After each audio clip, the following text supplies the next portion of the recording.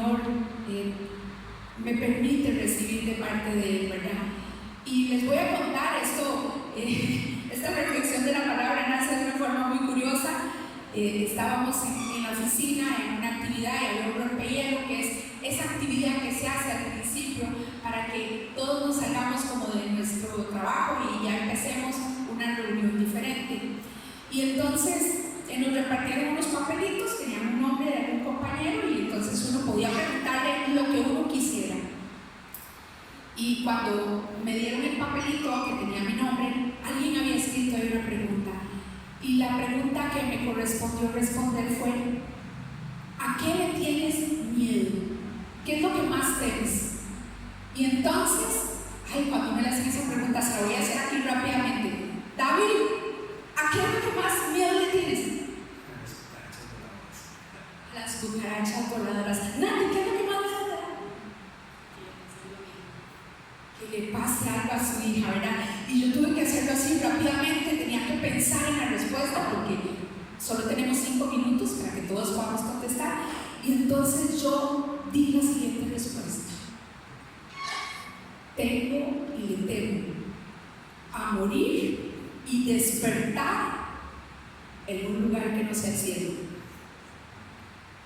Y cuando mis compañeros escucharon esa respuesta, ¿verdad? Porque obviamente todos esperaban seguramente que dijera a las arañas, inclusive a la muerte, pero no, yo no le temo a la muerte, porque la palabra nos dice que es estimada la muerte de sus santos. Pero sí, hay un temor mío, y es que si yo, imagínense, ¿verdad? Como cuando usted se despierta y que usted se levante no en su cama, ni en su cuarto, ni en su casa, sino que se despierte en otro lugar, pero que ese lugar no sea el que usted soñó.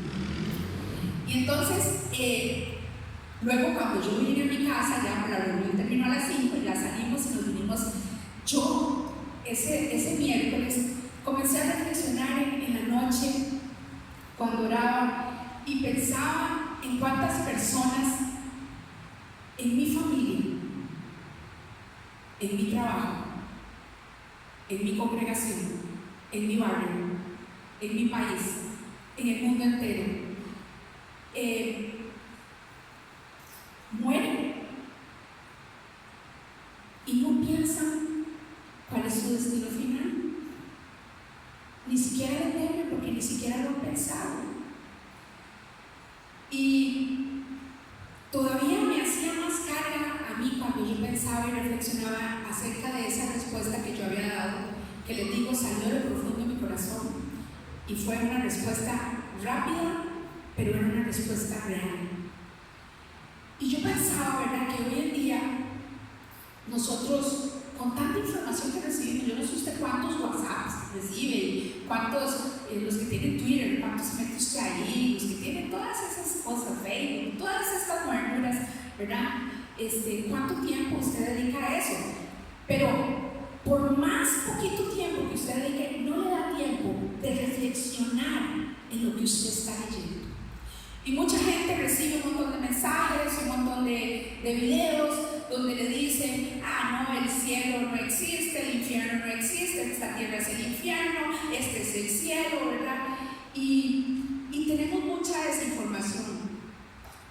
Incluso, ¿verdad?, el pastor el domingo, los que estuvieron en la escuela dominical, ¿verdad?, nos enseñaba que mucho del pueblo perece por falta de conocimiento. Y a veces el enemigo nos rueda por esa falta de conocimiento. ¿Por qué? Porque el mundo nos dice otra cosa. El mundo te dice: no, ¿qué es eso del infierno y el cielo? Eso ya pasó de moda. Eso era en los tiempos de Moisés, ya no estamos en esos tiempos. Pero le quiero decir que sí aplica para hoy. ¿Sabe qué? Esta palabra no ha pasado de moda. Está tan vigente como hace todos los años que tiene que estar escrito. Amén. Algunos tienen 2000 años, un poco menos, los que escribieron los apóstoles, otros tienen muchísimo más, pero aún está vigente, es viva, no ha pasado de moda. Y esa noche, ¿verdad?, yo también pensaba: Señor, ¿qué estoy haciendo yo por esa situación? ¿Qué estoy haciendo yo? ¿Qué está haciendo en este momento mi generación, los que estamos aquí, los que tenemos la oportunidad de servirte, de predicar, de hablar de ti? ¿Qué estamos haciendo para ayudar a los que aún piensan que no existe el infierno, que no existe el cielo? Y el Señor ponía en mi corazón, ¿verdad?, que yo tengo que abrir los ojos de muchos espiritualmente para que ellos entiendan la palabra. Y dice la palabra que Jesús es el camino, la verdad y la vida, y que nadie llegará al Padre si no es a través de Él, de su obra redentora en la cruz. Y yo no sé usted, pero ¿cómo nos cuesta solamente decir esta palabra? ¿Cómo nos cuesta solamente explicarle a alguien qué significa esto? Que solamente hay un camino, no hay dos. Sí hay dos para la eternidad, pero para llegar a donde queremos como destino final, solo hay uno, y es a través de Jesús. Bueno, volviendo, ¿verdad?, entonces al tema de ese temor sobre el morir y no despertar en el cielo, ¿verdad? No sé cuál sea su temor, no sé cuáles otros temores usted pueda tener, pero obviamente los temores uno humanamente los enfrenta. Yo, a lo que he tenido miedo, he tenido que enfrentarlo. Cuando mis hijos nacieron tuve que enfrentar un montón de temores, y cuando crecieron también. Me daba pánico, por ejemplo, tirarme en un tobogán en una piscina, pero tenía que hacerlo para que ellos vieran que había que ser uno valiente y que se podía, ¿verdad? Me da mucho miedo montar en un caballo, pero si tuviera que hacerlo, lo voy a hacer, porque uno aquí en la tierra puede confrontar esos temores y ganar esa pequeña victoria. Si tengo miedo a una cucaracha, pues puedo bajarla, pero si no, le puedo echar baigón, y entonces ya pasé por ese temor. Pero la Biblia nos enseña que el lugar fuera de la presencia de Dios se llama infierno. Y la Biblia además nos dice que el infierno es un lugar horrible, porque el infierno es un lugar de castigo. El infierno, para aquellos que no lo han leído, dice que es un lugar que no es agradable, es un lugar donde hay mucho dolor, donde hay tormento, y la Biblia lo describe como un lago de fuego y azufre. En el juicio final, Satanás y todos sus seguidores serán echados en este lago de fuego, donde recibirán su castigo, porque ya les dije, eso no es un lugar para ir a vivir, es un lugar donde usted puede pensar que los que lleguen ahí junto con Satanás como líder van a estar siendo castigados. Es un lugar donde Satanás no va a reinar, él no es el rey del infierno, él va a estar ahí también siendo castigado con todos los que le han seguido. Y las personas llegan ahí, ¿sabe por qué? Por falta de conocimiento de la palabra, porque comienzan a creerle las mentiras a Satanás, y él los va atrayendo y los va atrayendo y los va atrayendo, pero nunca les dice que ese es un lugar de castigo, ¿verdad? Por eso es que usted escucha en tantas cosas hoy que recibimos, a veces hay hasta burla del infierno, a veces la gente hace hasta chistes del infierno. Pero cuando usted lo lea a la luz de la palabra, que es un lugar de castigo y de castigo eterno, donde solo hay dolor, donde solo hay tristeza, donde solo hay tormento. Yo no sé cuántos pueden sentir el mismo temor que yo sentía al dar esa respuesta. Y es importante, ¿verdad?, que nosotros sepamos que el infierno es un lugar real, no es algo imaginario, no es un cuento, no es una historia. Es un lugar tan real, no es un lugar simbólico, es un lugar físico. Es el lugar de castigo por la elección de vivir vivir desobedientemente a lo que Dios nos ha dicho. El pecado nos separa de Dios y el castigo por el pecado que nos aparta de Dios, dice la palabra, que es muerte. Y Dios, siendo un Dios justo, ¿verdad? Pues Él premiará a los que le han obedecido, y obviamente los que no tendrán la consecuencia de esa desobediencia, de ese pecado. Y el infierno, dice la palabra, que es un lugar de oscuridad. Y espiritualmente hablando, este lugar hace que se oscurezca todo, porque los que están o los que lleguen ahí estuvieron apartados de Dios y estarán apartados del Señor por toda la eternidad. Y quizás lo más fuerte y lo más duro que yo pueda contarles hoy de toda esta reflexión que yo tuve es que cuando las personas lleguen a ese lugar ya no tienen vuelta atrás. Las personas no tendrán oportunidad en el infierno de escuchar de Jesús, no tendrán la oportunidad de arrepentirse o de recibir ese perdón, porque esta oportunidad la tenemos hoy aquí. Hoy el Señor, ese día yo terminé dándole gloria al Señor, porque yo le decía: Señor, gracias, porque de alguna forma sigues hablando a mi vida. Y si estaba hablando es porque algo yo necesitaba entender ese día. Y yo no sé usted, pero yo pensaba: Señor, prolonga tu misericordia,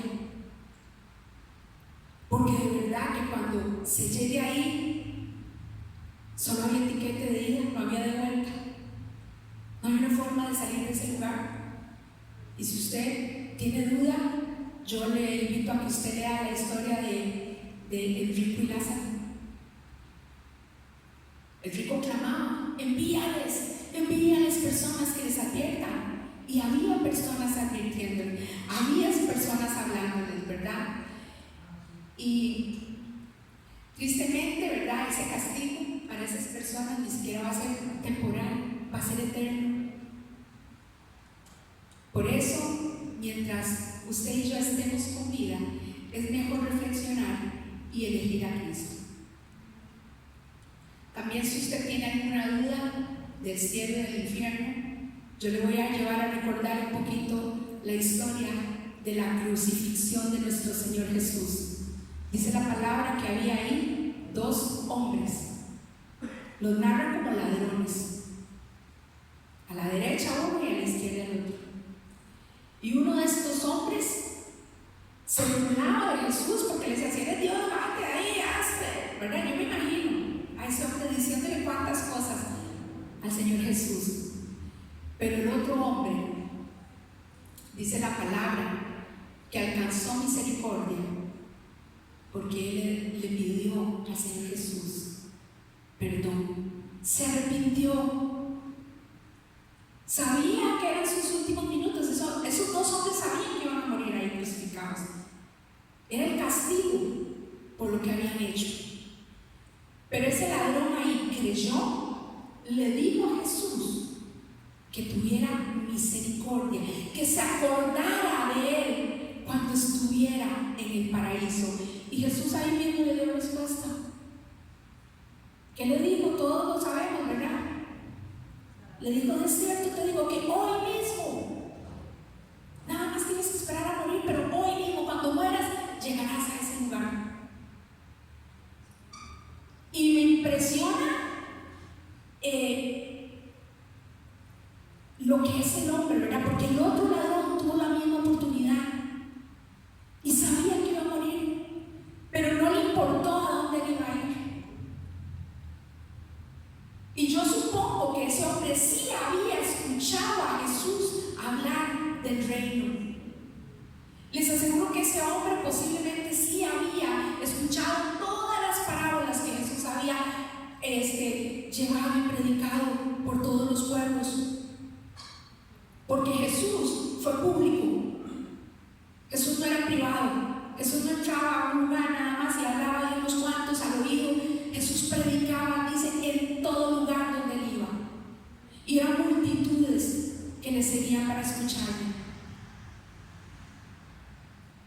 Y quizá este ladrón, al igual que muchos en ese tiempo y hoy en día, no quería escuchar, solamente le interesaba como, ¿qué está hablando ese hombre?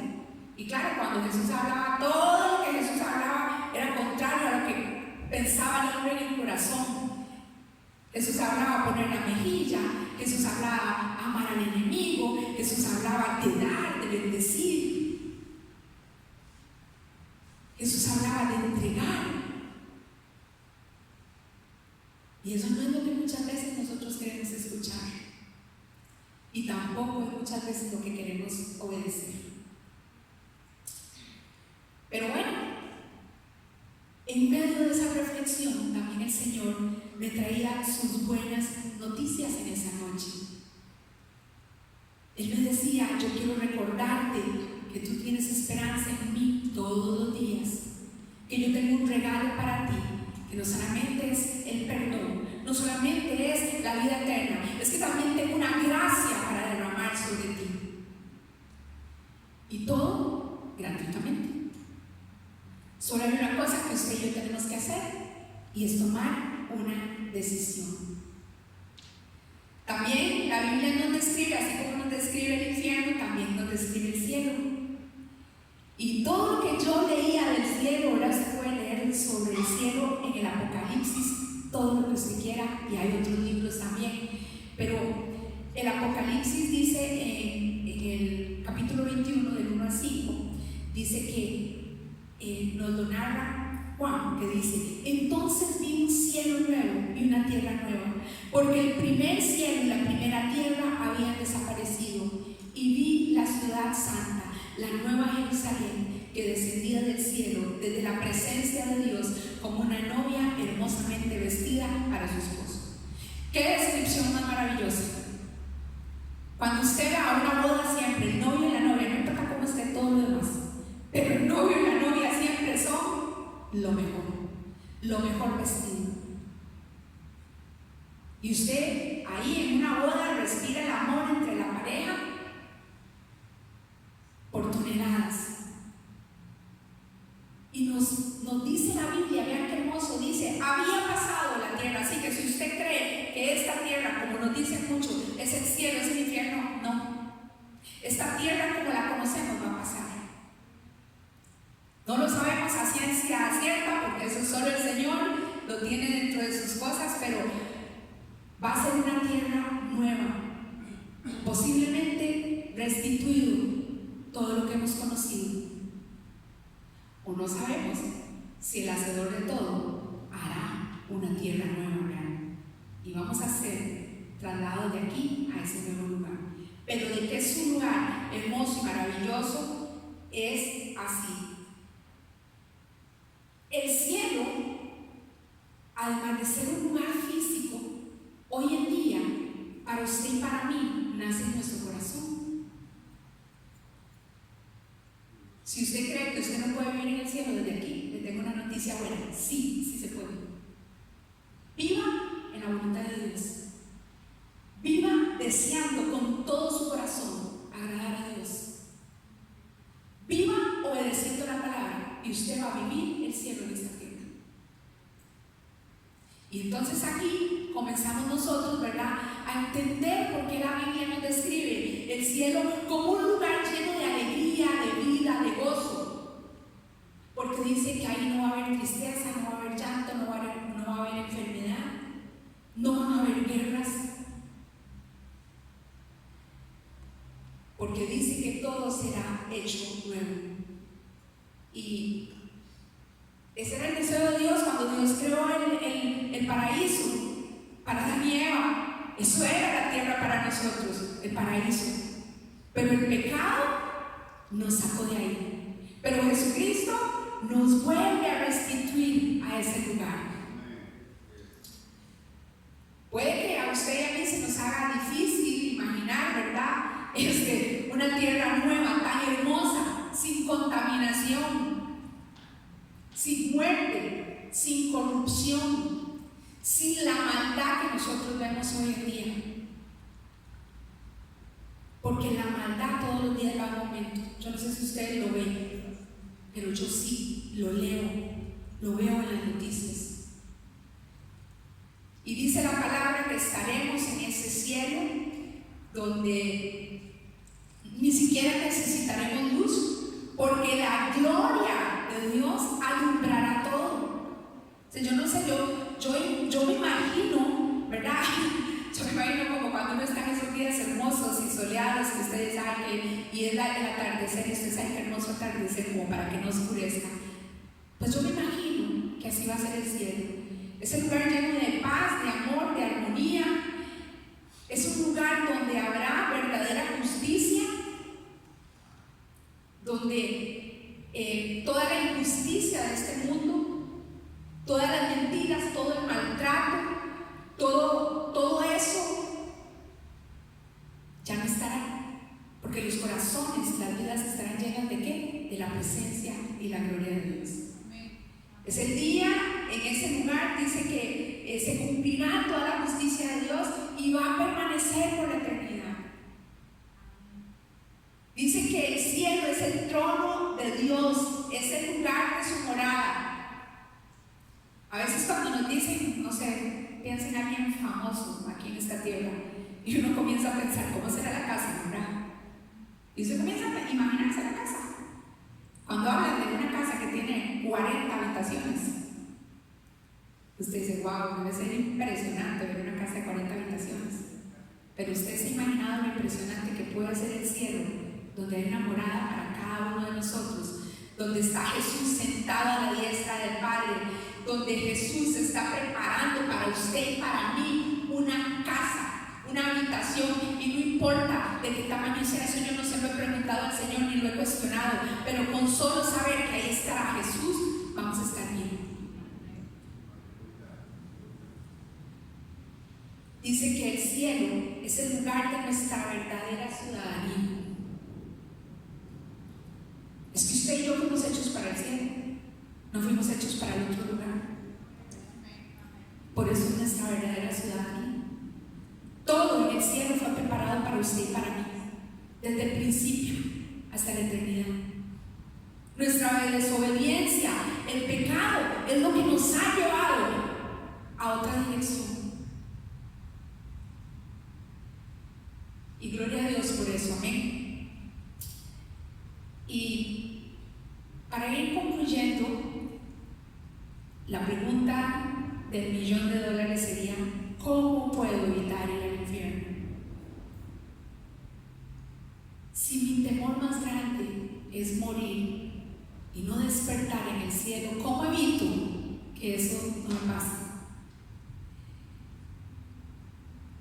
Y voy a echar un ejemplo, ¿verdad?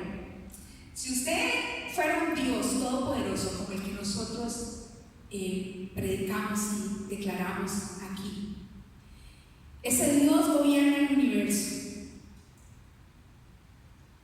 ¿Cómo cree usted que ese Dios poderoso que gobierna todo lo que hay puede lidiar con el pecado? ¿Cómo cree usted que ese Dios puede eliminar el dolor y la angustia de las personas?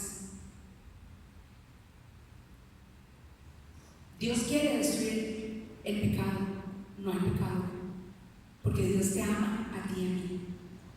Lo que Él no ama es cuando nosotros nos apartamos a hacer cosas que a Él no le agradan. Si continuamos aferrándonos al pecado, va a ser cumplida esa palabra, que nos seremos destruidos junto con el pecado. Si abandonamos el pecado, solamente el pecado será destruido y quienes lo practiquen. Y qué bonito sería, ¿verdad? Yo en mis sueños de fe, qué bonito sería que usted y yo un día nos enteráramos que el infierno solo entró a Satanás, porque todos los demás creímos al Señor, y es lo que el Señor tiene en su corazón. Dice la palabra en Ezequiel 33:11: diles, vivo yo, que no quiero la muerte del impío, sino que el impío se aparte de su camino y viva. Eso es lo que Dios quiere, que nos apartemos del pecado, que no seamos impíos. Dios en esa noche me hablaba, y yo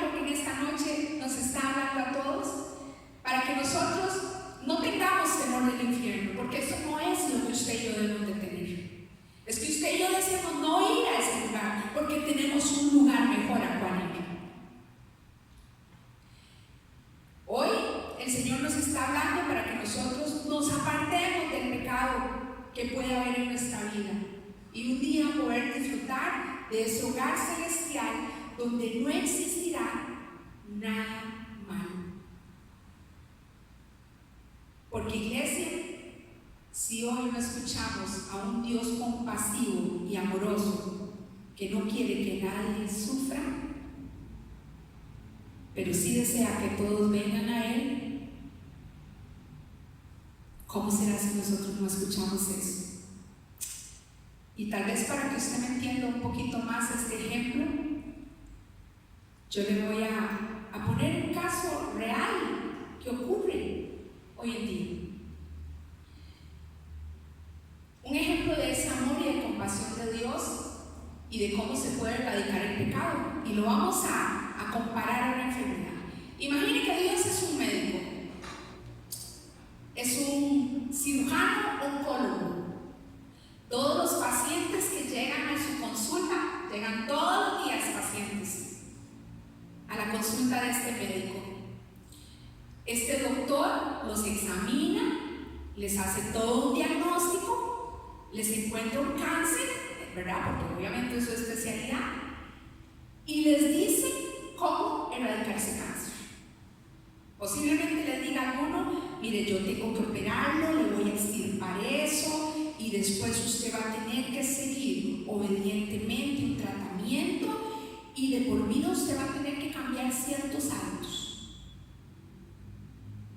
Ya el doctor le dio su diagnóstico, el doctor ya le dijo lo que él podía hacer para sanarlo, para salvarle la vida. Pero ¿de quién es la decisión? Del paciente. El paciente es el que decide si quiere que le quiten el cáncer, obedecer al tratamiento, quizás quimio, quizás radio, y seguir un montón de pasos de cambio de vida para poder seguir en esta tierra de vivientes, aquí, en esta vida como la conocemos. Bueno, eso es un poquito lo que Dios nos habla hoy. Así es el pecado, como el cáncer, como una enfermedad cuando usted llega al médico.